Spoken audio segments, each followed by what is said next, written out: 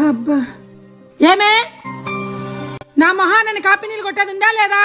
ఓ తెగ పూజలు చేసేస్తున్నావు. ఎన్ని పూజలు చేసినా నీ బతుక అంతే.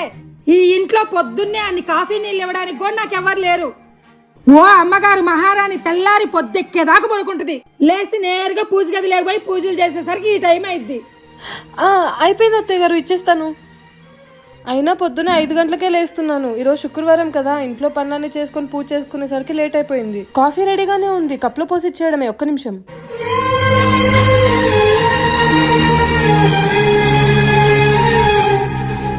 నువ్వు పూజ చేసుకో, నేను ఇస్తాలే. ఇద్దమ్మా.